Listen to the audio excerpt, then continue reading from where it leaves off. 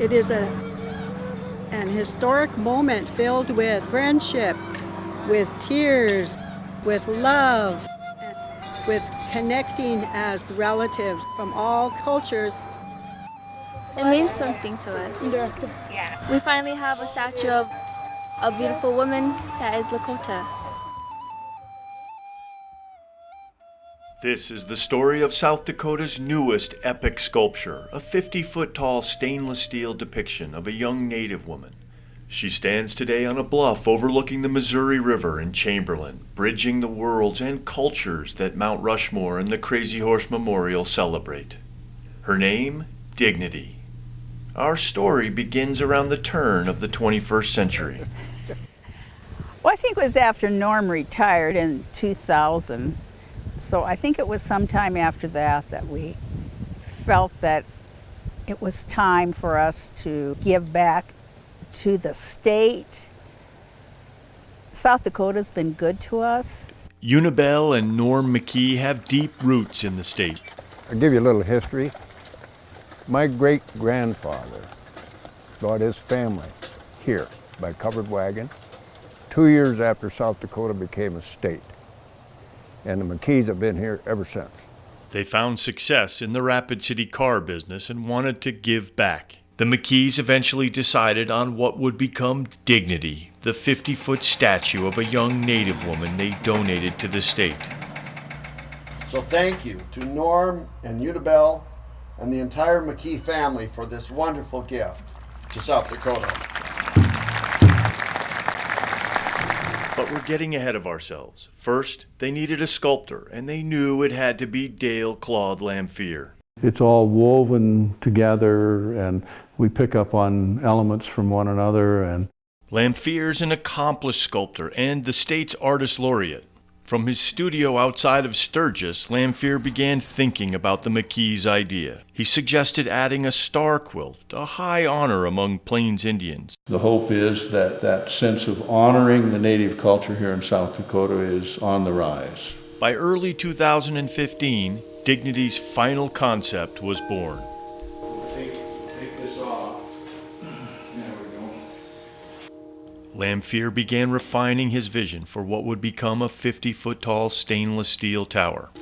First on paper, I start out with the traditional star quilt design.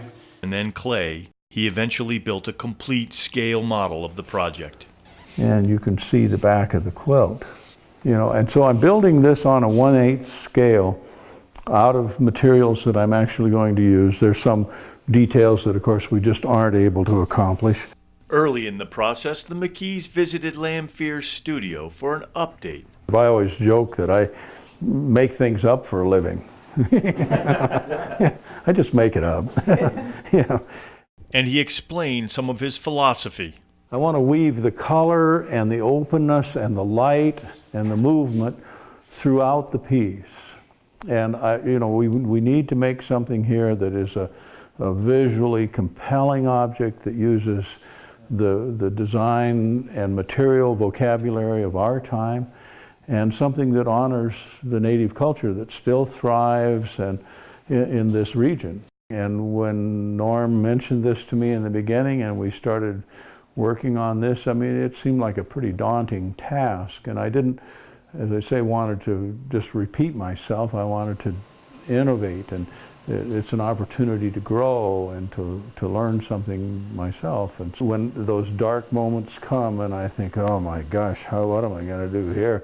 I do trust that if I pay attention and I give my best effort, then the creative force of the universe will rise up and help me out here, And sometimes, you're just literally pleading, for some kind of insight, and that's the creative process. Scientists and artists over the centuries have spoke of that.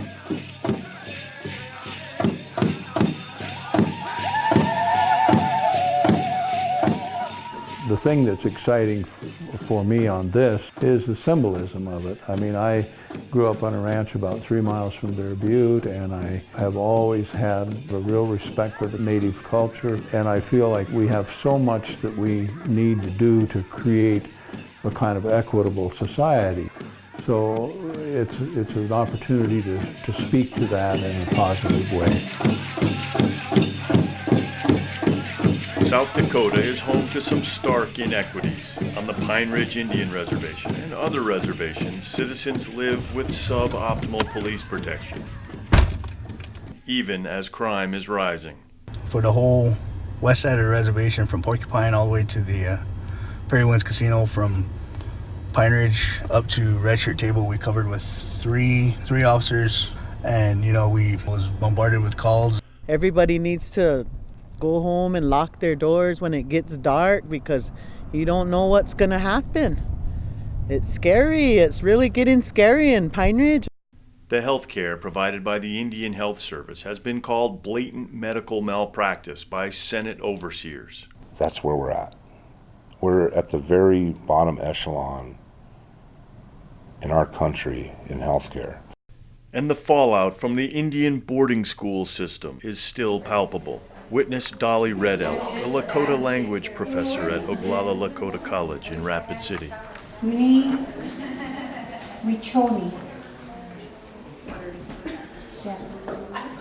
Water is life. When I went to boarding school, it was like I knew no English whatsoever and had such a difficult time even walking in there.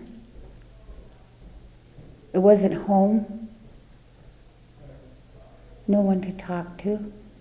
I cried. Because every time I wanted to say something, I knew no English, and I had to say it in Lakota, and then we used to get hit for that. It was a painful experience. It was these powerful social headwinds that Lamphere hoped to address when he began construction on Dignity on a ranch near scenic South Dakota.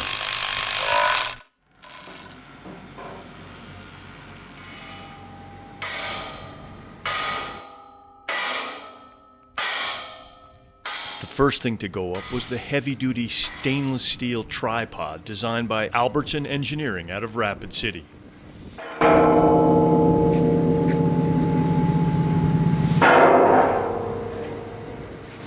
Engineer Aaron Hartwell conceived the structure from a humble introduction.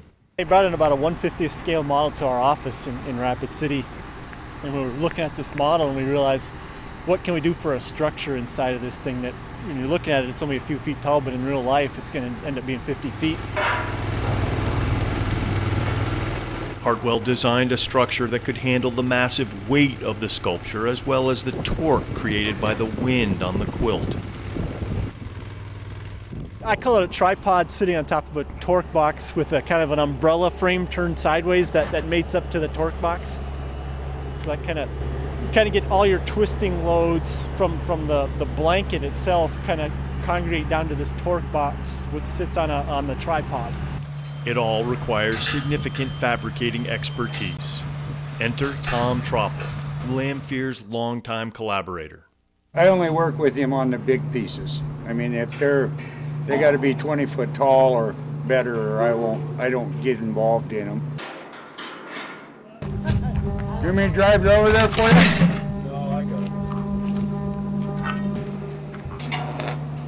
got it. I spent 20 years welding tanks together, and as a welder on that, you build a big tank, but that's nothing, and then you build something like this, and you can, take your grandkids to it and show them, or their grandkids will probably be able to see this same piece, and I mean, it's exciting to me. My dream would be to do a 90-footer. I've always enjoyed that part of it, that we will push to get that next scale. That's a test of our abilities, if you want to call it. I mean, and this is testing us because it's big. It's a big piece. I'll settle for this 50-footer, and then I'll probably retire. Well, I can't crawl around like I used to. I'm starting to feel my age, I guess. every step of the way has its own set of challenges. I mean, there's technical challenges at first in designing a stable structure. Yeah. Need to get Sparky up there. Yeah, let's Should we try get it Grant that up way. here? If we can get the two together, then we'll know we don't have a kink in it.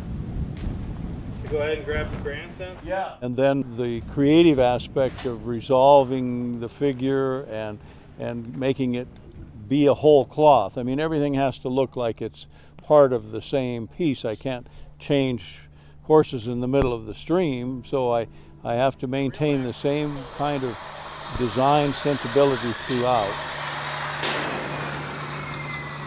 And now, of course, the challenge of actually constructing the thing. And there's always things that we have to modify along the way. There are always visions that don't quite match up with reality. Back to where it is? We're putting the perimeter around the star. This constitutes the blanket that makes up the quilt. And we're working on our final passage of where the wind catches the quilt and creates the ripples in it. So it's a real critical movement in the piece. And we're wrestling with it pretty mightily at this point.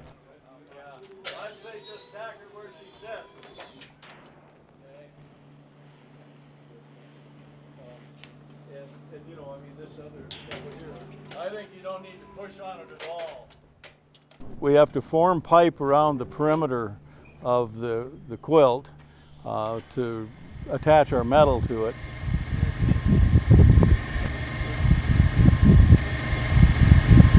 And just getting the pipe in the right configuration, it's got to flow beautifully and look like it's windswept.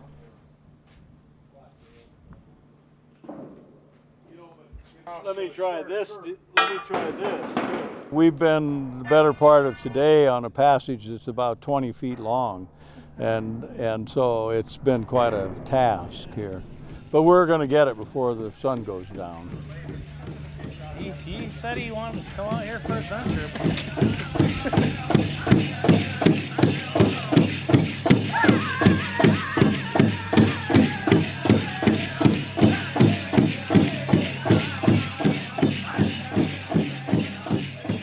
Central to Lanfear's vision for the work was the face of dignity.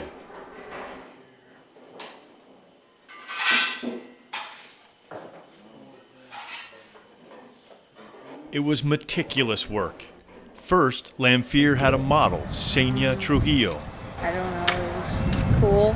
Then he made and remade a clay mock-up. Next came a full-size styrofoam head.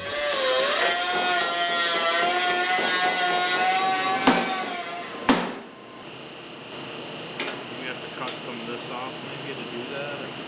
I don't know.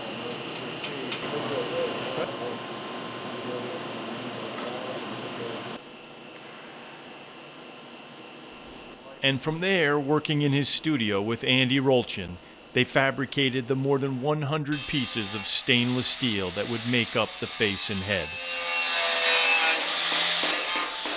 And periodically in the process, they would haul the head out and raise it up in the air so that Lanfear could look at it from a distance. What do you think? That looks nice. I like it. Expression happens around her mouth and in her eyes. Those are the primary things. And I'm working now on the lips and trying to get them real well defined so that they have strength and beauty to them, and the focus on the eyes needs to be just right. And do you have to see it from a distance from where I do, yeah. I'm going to walk back now and take a good look. And then it was back down and more work. The thing that I'm trying to do is create a real presence in this sculpture. You know, I have to at some point let go of my preconceived notions and let her have her own life. And my job as an artist is to somehow find a way to express a real presence, a real life in this figure. And that's always a subtle process. Let's let it down, Andy. I want to do a little drawing.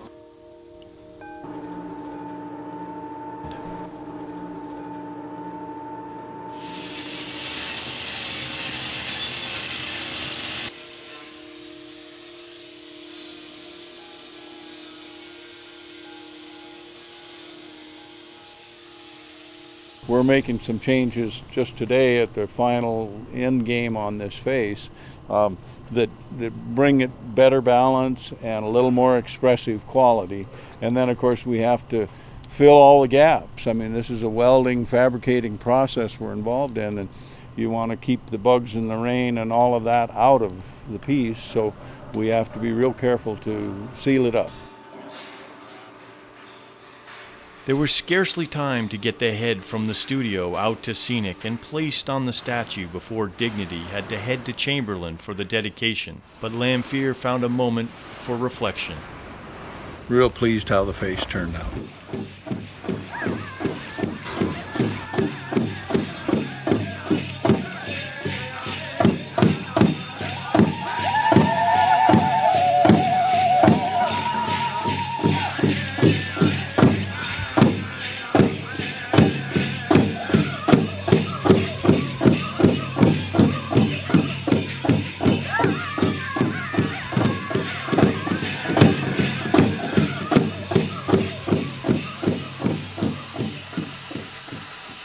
Though Lamphere was happy with the way the face turned out, there was still a long way to go, and the clock was ticking towards the September 17th dedication.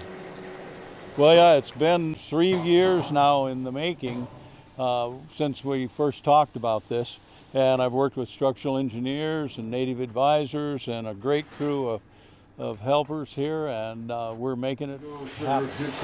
Lamphere scaled the statue from the inside to go up to the neck to make final preparations for the head.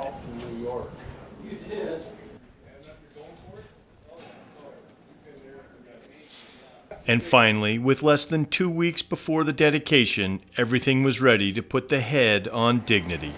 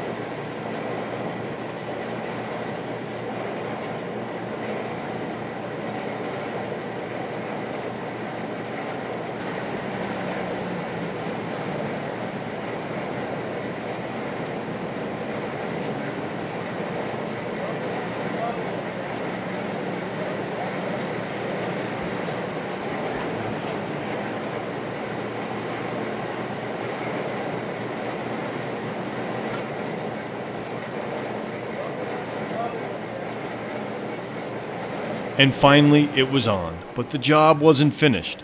Lamphere had to position it just right. You know, I don't know, whatever it's catching on, it needs to come forward.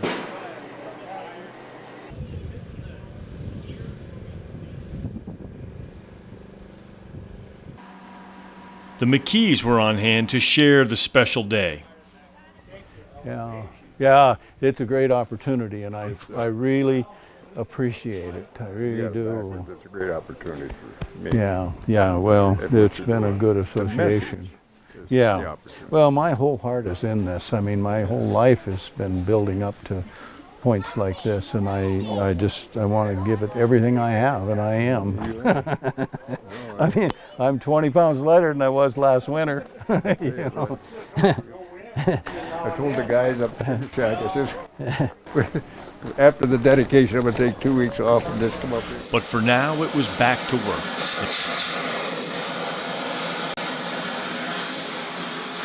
The next priority was getting the hands on.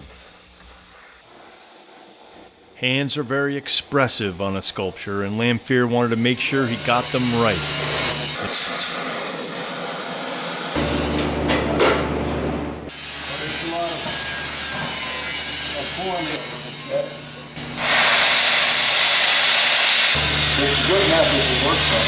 Basically how to get the statue rigid. And on the tips here we'll have a pipe here that extends this finger tip out, and then we'll... And I think we'll actually make it. Who knew, you know? It comes as something of a surprise to us as well.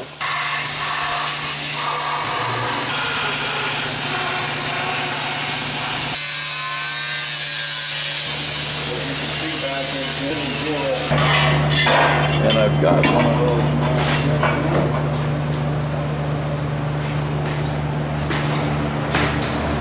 I don't see where it is. There were still more pieces to weld on in the neck and shoulder area, and that before the whole piece could get sandblasted. And of course, there still remained the tricky problem of actually getting Dignity 200 miles to Chamberlain.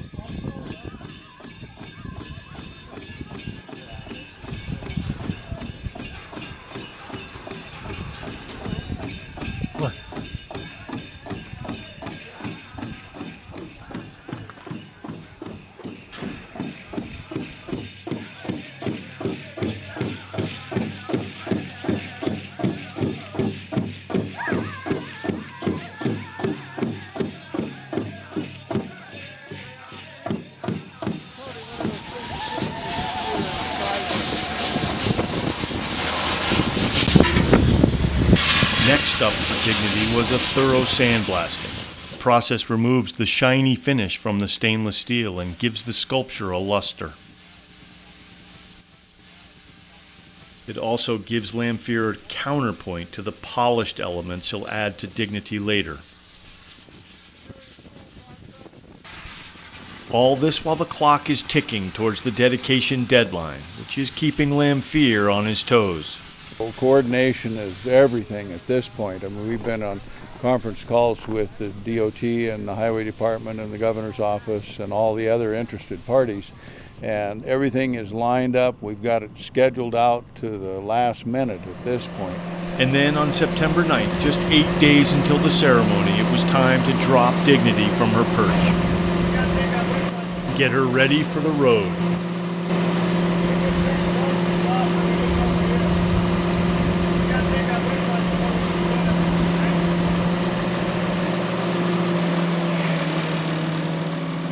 If I could fly, that'd be pretty handy. The next day broke bright and sunny, but for Lamphere, there was a tinge of melancholy. Nearing the end, we're all we miss her. When she was standing, she was so beautiful and interesting every day, and once we laid her down, we weren't able to see her anymore, and it kind of took away some of our spirit. But it will be up again soon. But you know, I mean, she has a kind of dignity to her now.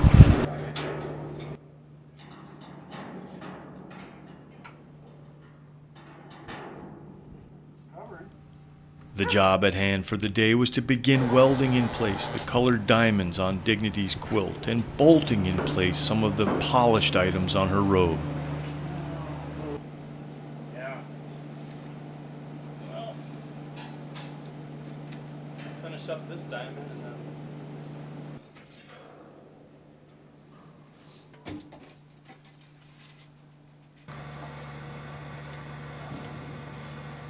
It was clear the crew was getting a little weary, but hanging in. We're pretty ragged, but we're reaching down deep into our reserves to get this project done. Hey, are you excited about this project? I am. It's been one of the most challenging projects I've ever worked on, for sure. But it'll be the most rewarding at the same time. I think it is, yeah. You know, we're down to the very last day before we head out on the road, and it looks like we're going to make it. And we're delighted and a little bit surprised. And then it was moving day. We're doing really well. We're about ready to head out on the highway.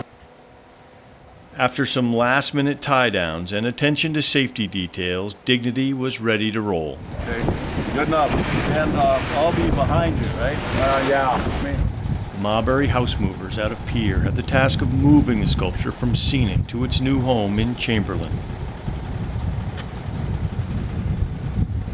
The McKees were on hand for the Bon Voyage. It's an exciting day, and we just pray that she gets there and the whole crew gets there safely. So, goodbye, Dignity from Scenic, and welcome to Chamberlain. Lamphere was matter-of-fact. Well, we've spent years on this creation that's moving down the road today. Well, we're confident we're going to get there in good shape, and we'll be in Chamberlain probably Tuesday night. But Norm Mackie allowed himself to reflect on the meaning of the sculpture. I just don't know how to say it very well, but it's a very, very big day in our lives. And I think as time goes on, the importance of this will continue to grow and grow and grow.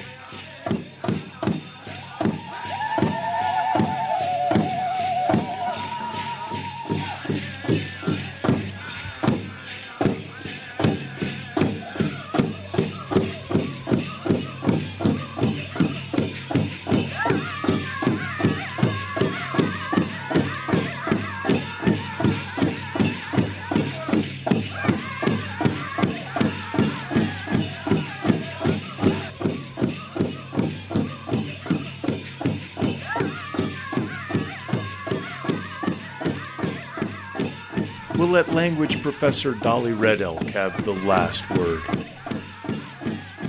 My prayer is that all Kulurvans speak their language fluently. I always tell them, this is your language.